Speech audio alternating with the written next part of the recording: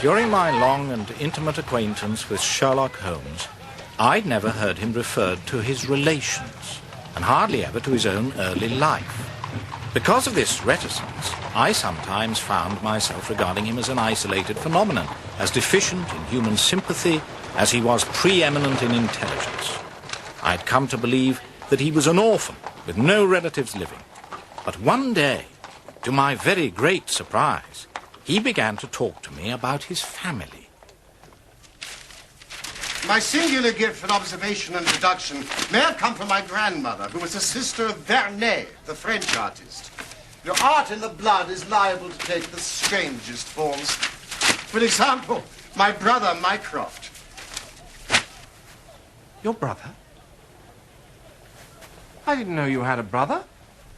Oh, yes. And I can assure you that he possesses a far greater faculty for observation and deduction than I do.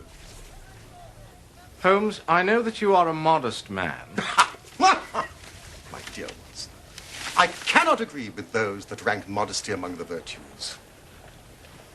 To the logician, everything should be seen exactly as it is. And to underestimate oneself is as much a departure from the truth as to exaggerate one's own ability. What I have just told you about my brother is the exact and literal truth. Well,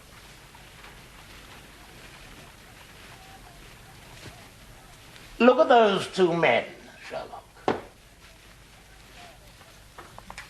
What do you make of them? The billiard marker and the other? Precisely. What do you make of the other? An old soldier, I perceive. And very recently discharged. Served in India, I see. And a non-commissioned officer. Royal Artillery, I fancy. And a widower. With a child. Children, my dear boy. Children. Mycroft Holmes. Glad to meet you, Dr. Watson. I hear of Sherlock Holmes. Shares my love of all that is bizarre and outside the routine of everyday existence. It is at present impossible to say whether this case is an instance of crime or no.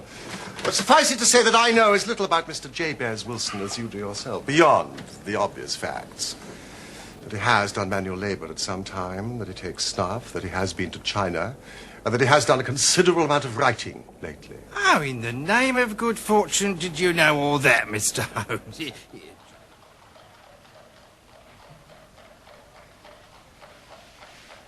So, Watson. You do not propose to invest in South African securities? How on earth do you know that? Now confess, you are utterly taken aback. I am. I should make you sign a paper to that effect. Why? Because in a few minutes you'll say it is all so absurdly simple. I should say nothing of the kind. You see, my dear Watson, it is not really difficult to construct a series of inferences, each dependent upon its predecessor and each simple in itself. If after doing so one simply knocks out the central inferences and presents one's audience with the starting point and the conclusion, one may produce a startling, though possibly a meretricious effect. I can tell by an inspection of the groove between your left forefinger and thumb that you've decided not to invest your small capital in the goldfields. I can see no connection. Very likely not. But I can quickly give you a close connection. Here are the missing links in the very simple chain. You had chalk between your forefinger and thumb when you returned from the club last night. You put chalk there when you play billiards to ease the cue. You never play billiards except with Thurston. Now, Thurston, you told me 4 weeks ago, had an option on some South African security which expired in a month and which he desired you to share with him. Your checkbook is locked in my drawer, and you have not asked for the key, so you do not propose to invest your money in that manner. How absurdly simple.